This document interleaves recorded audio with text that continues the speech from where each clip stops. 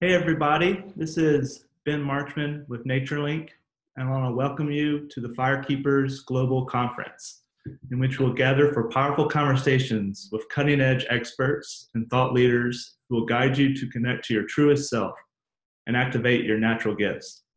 This event is designed to reinstate the importance of carrying our soul-directed vision back into our communities so that ourselves and our communities will flourish. Here you're invited to learn how to seek the guidance of your inner voice so that you can truly understand what it means to live life with purpose. I'm excited today to talk with Amanda. Amanda is a speech-language pathologist, shamanic practitioner, yoga teacher, and Reiki master. She weaves together nearly 20 years of experience as a pediatric speech-language pathologist with the yogic and shamanic traditions. Her holistic approach addresses building connection and communication on the physical, mental, and spiritual energetic levels. The powerful medicine and tools which have miraculously transformed her own life have impelled her to empower and educate others.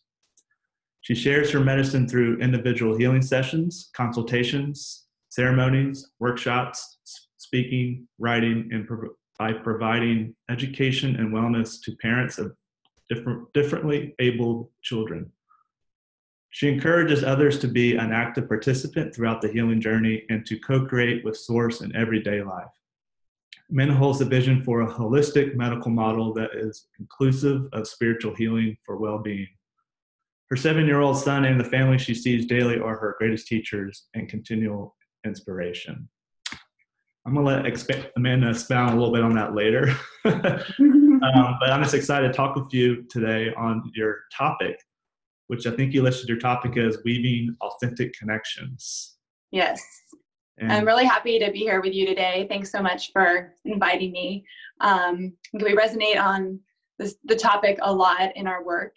And yeah, I have talked a little bit just as a speech pathologist because I work on communication and have done that for years. I really see the parallel with this spiritual work and the ancient traditions of being a way that we communicate with the earth and with all the other energies that are accessible to us that in modern day society we're not really always working with. And so I'm really passionate about bringing that work and that level of communication out into the world.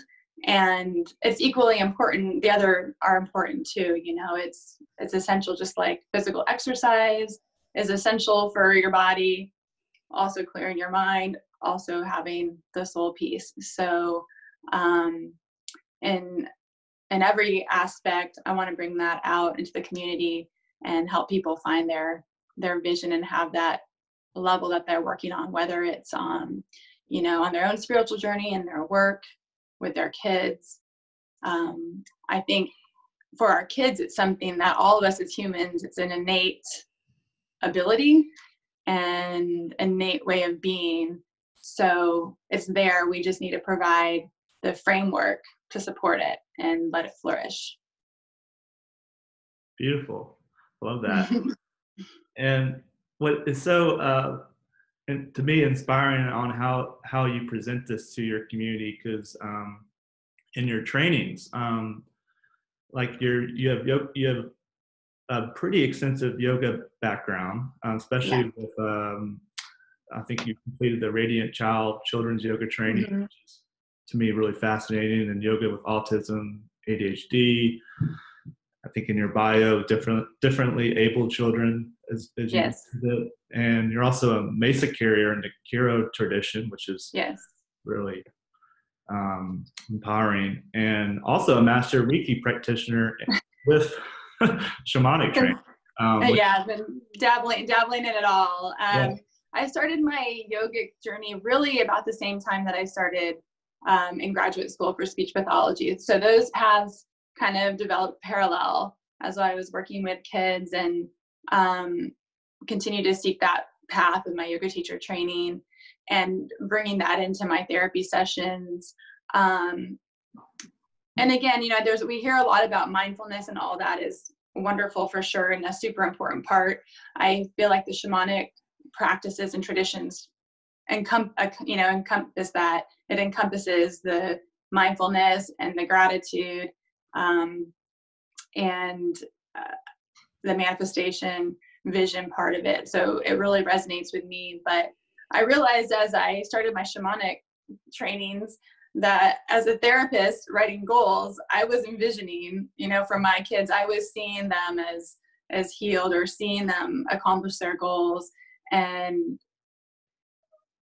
also seeing them as they are and accepting them where they are and forming that relationship with them. And that's a really important part. So as I started that practice of, we have this vision, and I think it's important for everyone and parents to hold our vision for our kids and for everyone, but also be where we are in the moment and work with that.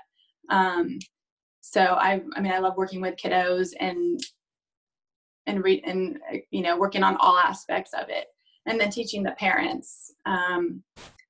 There can be a lot of fear with anything as a parent, as you know, and I know, but with kiddos with special needs, and processing the diagnosis, and then what do you do? And I really want, in that aspect of my career, to empower parents and have a different way of sourcing themselves energetically, and knowing that, yes, there are strategies and very concrete things you can do, but also support yourself and hold a vision for your child, and not have to make decisions out of fear. And so it's really just a shift in perspective, and I'm just really passionate about sharing that the cosmovision, a different cosmovision of how we can look at life and work with things to have growth, and for parents to have their own journey on that. Yeah, it's beautiful. And I love that you are focusing on the parenting aspect. I think a lot of the speakers even in this summit were, are of course are focused on the individual or a group. And I really value the parenting thing, which I probably didn't value until we started having kids. Yeah. And I can value that as well, just coming from an education background and working with parents. But to use those, to weave in those different practices of parenting is really fascinating. And I think, I can even go as far as saying like groundbreaking work on what you're doing. And I hope so. Yeah. And this soul work and being in that soul-centric place is like I can see can definitely be a challenge if you're a parent. And I think you kind of hinted on a little bit like practices and different things you use in different situations, of course. And so I guess one of the questions that I was wondering if you can expound on a little bit is like weaving authentic connections. Like, what does that mean to you? Like, Sure. So it means various things. So I'll do one at a time, and feel free to ask. But so on a personal level, that's developing your connection with your body and your soul. So for me, that really started off in that deepening connection with my yoga practice, which to me is the breath work and the meditation. And kind of, I really feel like that ability to be in touch with your body is, just part of that interoception, like one's sensory ability to perceive hunger, whether or not you need to use the restroom. And it's a deeper level of understanding of when you feel the energy traveling in your body. Really just being in touch with how you're picking up energy and feeling that what you need to do to regulate. I really need to take some quiet time. I need to go shift this right now if I'm stressed out or something, which happens a lot. I'm so very grateful for these tools. I can't imagine going through the journey I've had, and personally and with my little man, without it. And so I'm really grateful to have had that before parenting. So that's the kind of the personal, right? Being able to communicate with your own body, your own mind, the mindfulness and know how to shift your energy and work with your own nervous system and with source to move that. And then, so that's the authentic connection with yourself, right?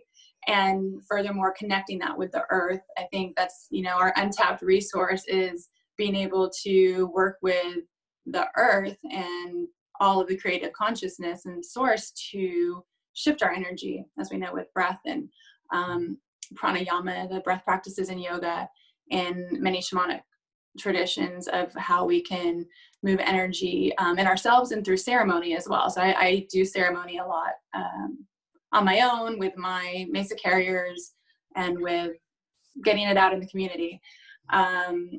So first and foremost is, you know, weaving that authentic connection with yourself so that you can be aligned with where you are and know what your own vision is to relate back to your theme of bringing it out to the community. We have to know what our own stuff is, you know, and a lot of times we have inklings of that, but really understanding why we're pursuing certain goals or why do we want to have this vision, make sure it's really coming from that place of truth, right?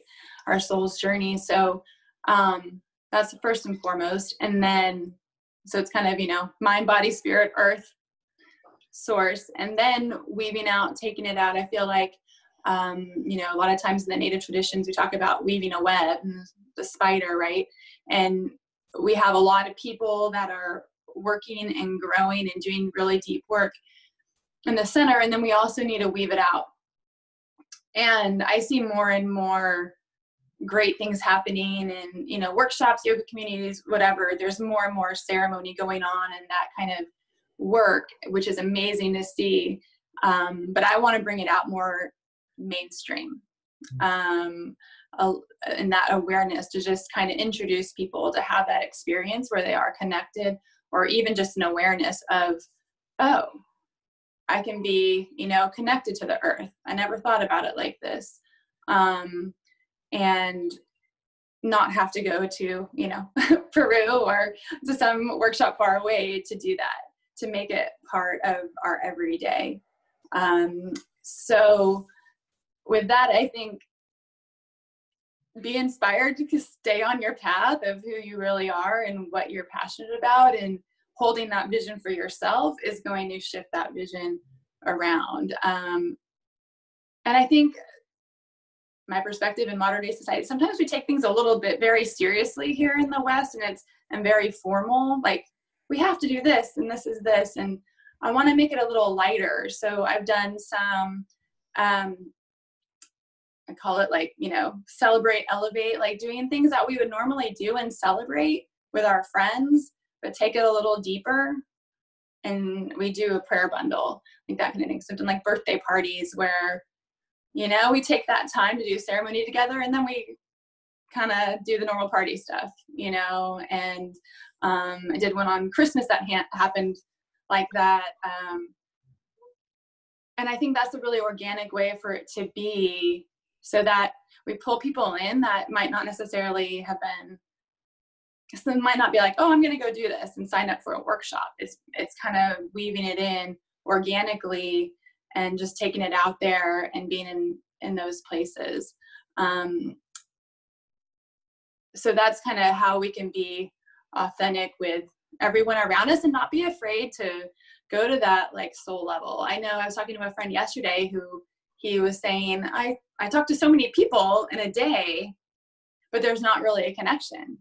Yeah. Right. And so, and that's common these days, I think.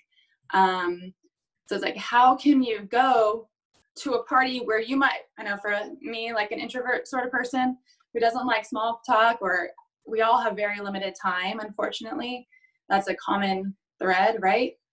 So when you do go to these parties and we have an opportunity to connect, I want it to be like, you actually connected. Not that we went, spent 3 hours, small talk, and then off on our own. Like, let's really connect, you know? So I want to help provide an opportunity to do that. It doesn't have to make it like, hey, we're doing this and, you know, we're going to have a super serious time. Like, let's just, you know, elevate it a little bit and make it a little deeper. So that's the other way I'm doing that. the way it happened, I did one on Christmas with a friend, a prayer bundle, is I'm creating Pachamama prayer bundles, like a pre-set kit kind of thing that I've already juiced up. And then people, parents can do it with their families or little gatherings with friends, and everything's right there with the meanings, and do their own little ceremony with that. And so I had made one for a friend for her birthday, and she said, "Oh, I want you to do it with us." And so we did it on Christmas, and there were, friends that flew in randomly from out of town. I didn't know they were going to be there, and their kids were there, and they loved it, and those are based on the Caro tradition of a despacho. But so we ended up doing a little despacho that night, and it was really organic and beautiful. And so that's kind of how I'm weaving them that way. It's beautiful. Thanks. I love it. And it's actually really similar to my work and my values. So like you and I, Mm-hmm. we're going to know each other a little bit for the call too. And Yeah. the metaphor you use, well, it was elevate. What did you say before elevate? Yeah, celebrate, elevate. Celebrate, elevate. And Yeah. it's like, it's kind of the same concept I use with my men's circle, where we celebrate while everybody's there and get into this one connection. Mm-hmm. And then we elevate that. And instead of just saying the word check-in, which is all it is checking in at a deeper level. Right. I love that terminology. You should copyright it, or somebody like me will. I better, yeah. I'll get on that. celebrate, elevate. Yeah, and like how you weave in like the, it's almost like the stereotype that we all have of, specifically in America, like the workshop mentality, like you're saying. Right. Like, oh, if I do this and this and this, I'm gonna get here. Right. But you're not getting here unless you're in this state, and that's that state of being. And so you can have all these questions, and all these questions you want to be answered, like you're kind of talking about, or you can just have one question or one task. But if we're not in that state of being the whole time, we're not in that connection with others, we'll never get there. Right. Right. One of my mentors would always say, I don't think it was actually one of his quotes. It was might have been Joanna Macy, but taken from Carl Jung, which was like all of us, or many of us, are actually, it's probably more like all of us on this earth, have like this deeper need, this one question we're always working toward, which I guess is purpose. And it's not until the day that we, I'm butchering this quote. Oh, here it is. All of us have this one question we're working towards in life, and we're very lucky when we find the answer or the connection to that, because that then begins the time where you can lead your life in connection to that purpose. Right. I'm saying like you're growing into this question, like you're never going to actually fully answer it, because that's the state of being that we need to be in. Right. Which I think takes us so long to figure out. Yeah, and I think it goes along with the whole growth mindset thing, but energetically of that idea, I think, we have this idea, some people, that, okay, I kind of like, you're achieving, like, right? Like you're ascending. And while, in terms of frequency of vibration, it's a higher vibration with some things, it's really this continual process and a natural process, and just like the seasons and cycles of nature, and this ongoing process of learning. And it's these practices just remind you, or when you're at that higher frequency, remind you that you're divine, and it's your divine experience, and you're bringing that energetic to the earth. It's not about escaping the earthbound stuff, it's about bringing that magic and that lightness to our everyday. And we still have to do dishes and stuff, but bringing more of that in to our everyday. So that's the other part. It's really like no, you're part of this creation. You're part of this divine. It's bring that into your everyday rather than these isolated events, you know? Exactly. And like, yeah, knowing that it's a process and not being afraid to fail because like you're never really going to get to the end because it is a process and that's how Right. processes work. But also, Exactly. a lot of us, also like it's kind of like that old saying, like a gift is never for you, it's always shared, and that's when you Mm-hmm. know what your gifts are. A lot of us think like this gift is for me, but we don't really grow into the gift until we share it with others. One of my mentors as well and teachers in the Rites of Passage Council would always say, your intrinsic gifts and your truest purpose that gets your authentic self is not only shared, but it has to be shared with sympathy, empathy, and compassion. Mm-hmm. That's the process. So like you're sympathizing with somebody on their gift or your gift, and the empathy comes the emotions, and then comes that compassion to like, this isn't me. It's not about me at all. Right. Right. And yeah, I'm sure we can expound on that, what you talked about the whole talk, because it's so fast. But yeah, just thanks for sharing that up. That's just something I can really relate to, like how we really answer that call Mm-hmm. and how we really actually are sharing that within our community. Yeah. I always use the metaphor like carrying the torch or the fire. Right. And I think one of the questions we had listed on there was like, you kind of listed a little bit or spoke about how you're carrying the fire to reinvigorate your community. But when you start seeing this with your clients or the groups you're working with, how do you support and help them transition to, I guess, hearing the spiritual calling, like, or their answers, and then helping them apply that to their life purpose? I think That's a it's pretty just loaded like, question, by the way. yeah, I think it's a continual discussion.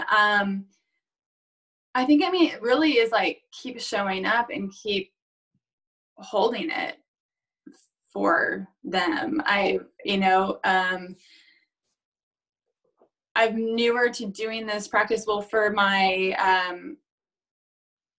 work with some of my shamanic work, I started a kids program with Austin Shamanic Center here in Austin. So I, have a little kids program. Then like the parents would come and then you're like, well, is it the kids or the parents, and it's obviously important for both.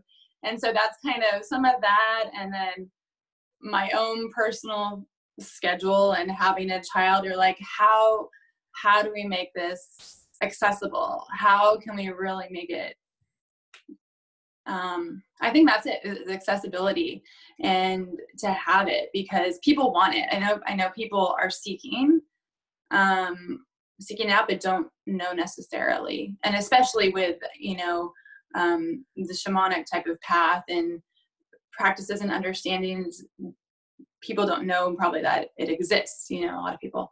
So I think continue to hold it and offer it back and being there to do ceremony or bring it in. I was out with friends the other night and, someone I did a ceremony for a couple of years ago was there and she's like, time for Pachamama again, So it's like holding that space and being available and making it accessible, I think, to revisit that and just to be a model. Just like we do with our kids, like it's not so much teaching so much sometimes. We need to do this. I do fires with my son and, we talk about it, but I'm never like force him. But he's been around it. So it's just kind of that modeling of if I'm doing this and just doing these practices, just like, let me go take 10 deep breaths, doing that and modeling that for the parents I work with too. Of just how we respond and how I'm looking at their kid and holding their kid and talking them through, not belief system so much, but talking about those beliefs. And that's one reason what kind of spurred me to do some different things and do the online things and make the prayer bundles is because I want it to be accessible and for people to have a place to go and some resources to go. So to go through, because to me in my bubble, I see it a lot, but I know that's not the case for everybody. So I want to be there, kind of bringing things out in the mainstream, more accessible and tangible to where they can access it. And like you were talking about before, integrating it into the parenting piece and my therapy piece. So yeah, I have an online course I'll be launching in February that's really specific for facilitating speech and language and communication, but from an energetic and yogic perspective, and creating community within that so other people can connect. I think it's really hard for people schedule-wise. It's hard for me schedule-wise as a pretty much single mom to connect with other people and have meaningful connections. So creating that way, like online for people. Yeah, I love it. And so the online piece, I can just relate to that, having struggles in that in the past. Everybody's like, oh, online is not personal. And like, how do you, like, to me, like when you're saying modeling, I'm thinking of modeling like this, modeling connection or like connection. Mm-hmm. Right. It could be, that terminology can be used so many different ways. Like I think some people use cultural repair, which I hate the word repair because we're not really repairing. It's almost like we're just emphasizing what's already there. Right. Purpose, like that culture of connection. And definitely can relate. I was kind of smiling when you're saying like, you know, parents having this schedule conflict because I see a lot of parents in my work and they're so busy, but then when you get on the list what they're busy about, there's so many things you're like, oh, that's not really that time consuming. Oh, that's not. And so it's more like, you know, like prioritizing. Yeah, and just the time is so crucial. Just like a little side tangent, we used to do this program called Forest Tumblers, which is a deep connection program, a play group for parents and their children to just connect and build community. And it's just a meetup in the woods. And so it looked like nothing was going on. It just looks like the kids are doing crafts and it looks like the parents are just hanging out. But what you're seeing underneath is these mentors actually mentoring right in front of the parents, like just like you're seeing, modeling this connection, the rhythms of nature in the day. Exactly. And parents will come home and it's just like they're doing it, but they don't know they're doing it. Right. And so it's like I can see what you're saying earlier, like bringing it more mainstream to people, like so people are actually doing this with intention and not really caring how to do it. They just know somehow how to do it. And it's just how we work as humans. We want that. I can see what you're saying. Like we want that community so bad. Right. And I love this, what you're doing with parents, just relating to that as a parent myself, but also just seeing these groups in action, like with our work, but also with other groups. Like you see these parents get together for the first time, and all they want to do is talk to each other. And of course, the kids are playing, like probably in some of your program, but like they're really seeking that. Not just the moms, definitely the dads. And dads are usually like the guys off to the side, kind of like grumpy, not wanting to talk. Right. Get a lot out of it too. And so I just love how you're trying to move this, but also moving it online, which is, I think for a lot of people, a challenge as well, because it can be, you know, impersonal, but still really effective for people with time management. Right. I think it's just, it's essential. And I think obviously we really need the connection too, and not just want it, we need it. And I think we need to be really forgiving for ourselves and for everyone, because we're going through this big shift, and it's easy to say, oh, do this and do this and do this. But like, we have to have the support system intact to support everybody to be able to like effectively manage their day-to-day stuff and their spiritual journey and everything else. I think, you know, as much as we can support people and be compassionate in that regard is good, and just offer as much as we can. I know I was never much of an online person myself before I had a kiddo, and now it's like, oh, I can't go anywhere. This is great. So it works well. And it's such an avenue that, didn't even exist in this way 10 years ago, like not in the same way for people to create and everything. So it's pretty fascinating. To be able to do that. So I'm excited about that. And, my stuff is mostly based in my shamanic part. I do some yoga stuff too. I'll incorporate that, but of the Karo tradition and, really that idea of working with ceremony and creating right relationship and that sourcing from more than just ourselves, working with the earth and, source and all the other energies and sacred space and how to work with that. And like, it doesn't have to be super serious or super fancy. We have, I just have friends over and our kids running around crazy while we do fires, or, we'll despacho and then we roast marshmallows. So, that kind of thing. And just kind of making it less formal. I know a lot of people are in that movement too. Like, we just need to get together for dinner, like without the house clean, without all that. So just making more time for connection in general for that. Yeah. Mm-hmm. And just to answer probably the question that maybe a lot of listeners watching this will have is, I think a lot of us, and I just see this with a lot of people, and there probably might be some of the listeners, even though most of the listeners on here are on the same wavelength as you, but there might be some who are, watching this video who'd only know like really how you're putting ceremony into the context of your work. Mm-hmm. I just see this in our culture now that people hear the word ceremony and they hear the word ritual, and if they're not exposed to this work, they're like, oh, that's weird. Or they think a ceremony is like a religious thing and that's it. Right. Or a ritual is like I remember I was talking to somebody and I just mentioned the word ritual, and I'm like, are you Native American? I was like, what? And so it's just like there's so much stereotype and like dogma on these words. So I was wondering if you could expound on like really just what the word ceremony means to you, or like you don't have to give a definition, and like how you put it in the context of your practices. Sure. Questions they might have. To me, I guess the why, right, is I think in our culture, maybe just me personally, we are very, very mental, very mind focused, very goal focused, very in that kind of emotional mental space.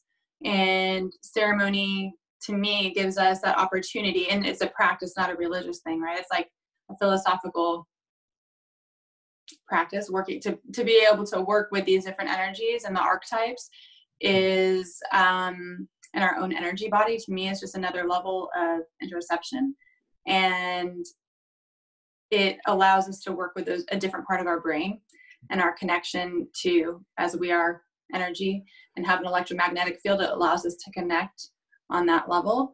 From a neuro-linguistic aspect and a like neuroscience aspect, I feel like with neuroplasticity anyway, we learn and make more connections when all your senses are involved, and when there's movement involved, and when there's sound involved and connection involved.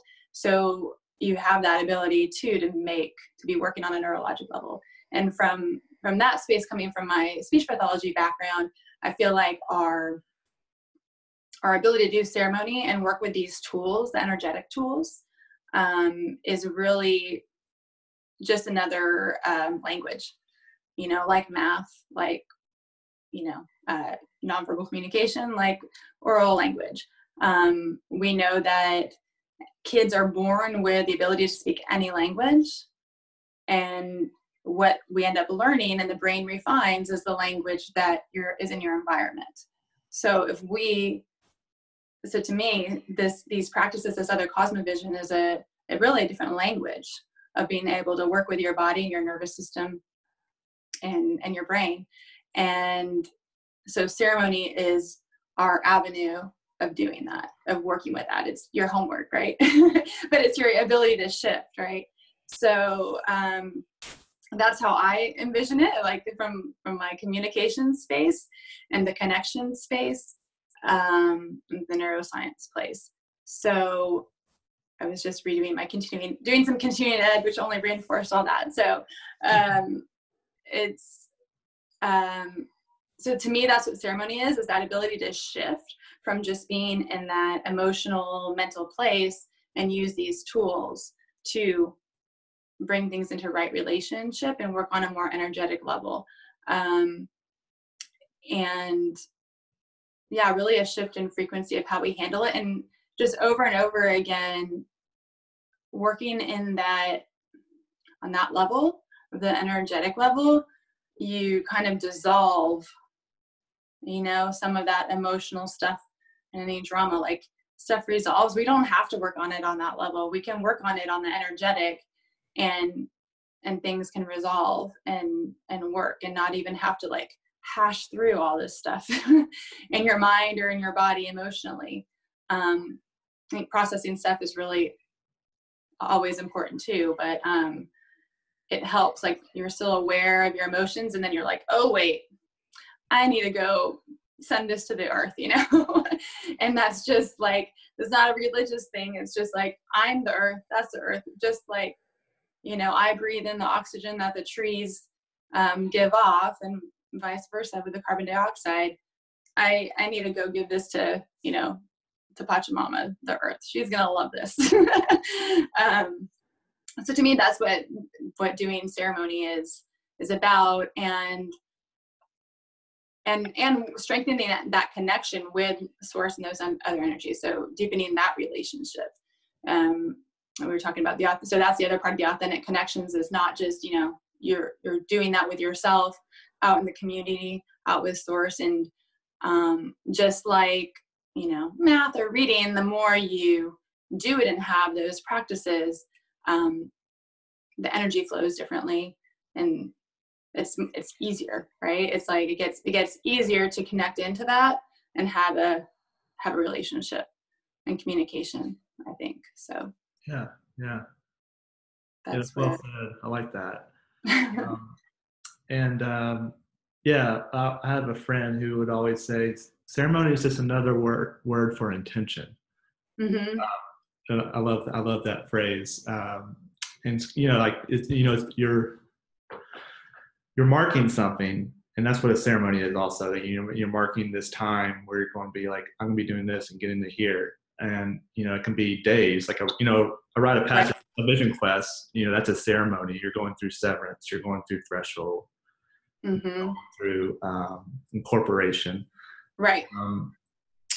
Yeah. It's just like, it can be explained so many different ways. I like how you tied that in there. And going back to that quote, I remember him saying, he's like, when you send questions to your energetic field, like you're kind of saying, or to the spiritual world, or when you pray about it, how long do you expect it to take?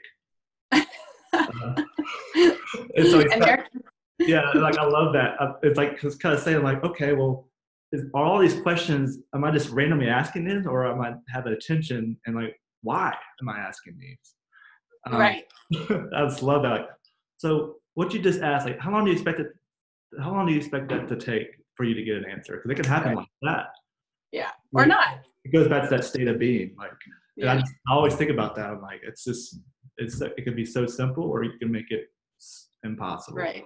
Yeah. And that's what I do love, like, I think that's infused in the Karo tradition too, but, with the yoga tradition of, in the yamas and yamas, that, aparigraha, the non-attachment, right? So it's like, it's also like the philosophy is so there for that. And I feel like the yogic tradition and shamanic tradition are on a, continuum essentially, but so that, there's all those good mindfulness and non-attachment and vision, and just keeping your body clear, your mind clear, physically, mentally. But yeah, you're like, I want it now. But not always, there's been stuff where like 6 months later, you're like, oh, that was that. Okay, great. And I like what you were saying, some are more in depth. And we do some of that really deep work on these like big ceremonies, or whether it's like big rites of passage and big rituals, or, plant medicine, something like that. It's like really, really deep. I do one-on-one healing sessions too, and those are really, really deep. And I love doing that, and they're so important. But this ceremony and the connection piece to me helps that integration piece, right?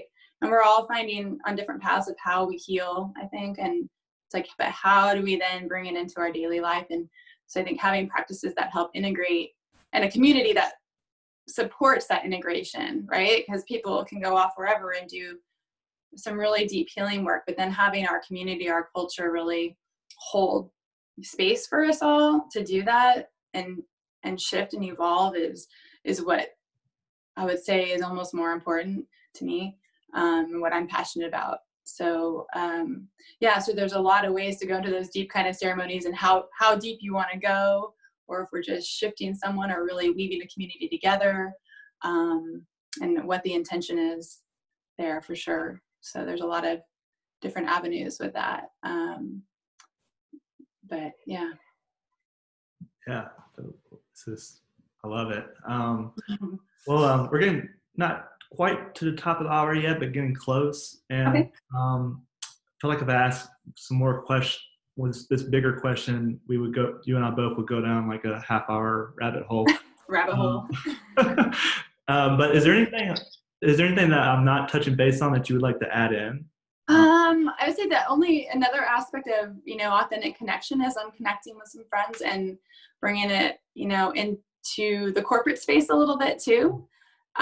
Again, sort of touching on, that alignment and purpose, but making sure the why behind the why, right? Really, and take away some of that emotional, mental, and like just make sure it's fully aligned with kind of corporate and the corporate world, and with leaders that are purpose driven, and connecting on that too, because I think people in that space can really help shape community and hold a bigger vision when they have worked with a lot of people, and that kind of thing. So then I'm bringing the torch to that too. And I just really want to inspire others. Like, if you feel like hold your vision, find ways. I hope that I can offer some ways to spark that in people, and then like, oh, I can do this, or oh, and then they find alignment and know what they're aligned with, and can hold that level of expectation and practice where they are. My experience after doing a lot of individual work and working with these practices, then you go into maybe an old setting, old workspace, and it feels like, I feel like it's trying to put a Nintendo Switch cartridge into the Atari, and there's like not work. Like, we got all this infrastructure and that societal piece we need to bring up too. I think so many people are doing amazing work individually and in the community, and finding that path for themselves. And then but for everyone to be supported, we need to like bridge that gap and have the medical model shift to really not ignore the spiritual aspect. And there's more and more of that, which is great. I love that, my scope of practice in speech pathology has shifted to include education and wellness around communication disorders and other fields that's similar. So I think we're getting there, but I think as we can shift that model and, bring it more into the corporate, we're going to see more and more people that can work on it. And when we take care of everyone, when we take care of ourselves, and we hold that space for everyone to take care of each other, I think we eliminate a lot of problems. And despite maybe a lot of the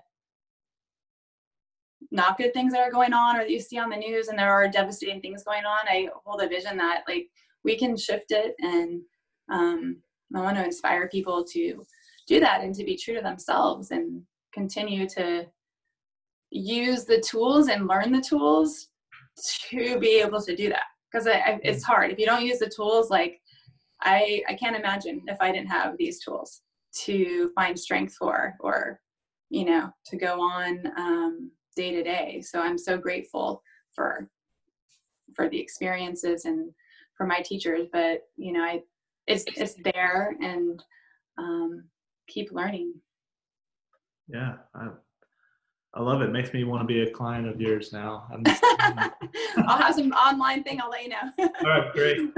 I'm just getting really inspired by that closing statement. I think just what you're doing, and I just want to honor you for doing what you're doing, and for anybody that's watching this, become one of the maintenance clients and change the world. Thank you for having me. Yeah, you're just so welcome. I think you closed that out really well. I had another question that popped up, but I think you did a good job summarizing. So, okay. But before we close out too, I wanted to give you time to talk about your free gift that you're sharing. And by the way, the free gift that Amanda is sharing will be on the speaker page when you'll see her picture, and then it'll have the free gift and the audio and all that recording. So that'll be all there, and you'll see that on there. But I was gonna let you expound on that because okay. I'll probably butcher that one for you. Problem. So I would have on there, it's a link. If you click on the link on the web page, it'll take you to mine. You can opt in and you can get a PDF sent to your inbox, and it's a little ceremony starter based on the Caro tradition. So there's a picture of a Chicana, which is the Andean cross in there, and you can use that just as it is. You can print it out and draw on it, paint on it, make your own little mandala. I use it as a visual aid with the kiddos to call in sacred space and to be a model for sacred space. So I go through in there how to, what sacred space is, and kind of what we were talking about, what the purpose of ceremony is, and that we're working on it, bringing things into right relationship and shifting the energy to have that alignment and work on the energetic level instead of that emotional and mental level. So there's a little kind of explanation on some of the philosophy, and then a little visual you can do with that, of painting it, coloring it, hanging it up, using it however you'd like, as you go and do a little ceremony. And there's some ceremony ideas based on the various elements in there as well. So happy ceremonying. So you can invite some friends over or do it with your kids and do a little simple ceremony. Let's see, this is going to be, you can do one for spring, or, we follow the moon cycles often, the full moon, the new moon. And I talk about that too, is like, why we do it with those. You're kind of riding that wave, but really you can do it anytime if you feel like you need to move something or set some intention to a higher level. You can do it anytime.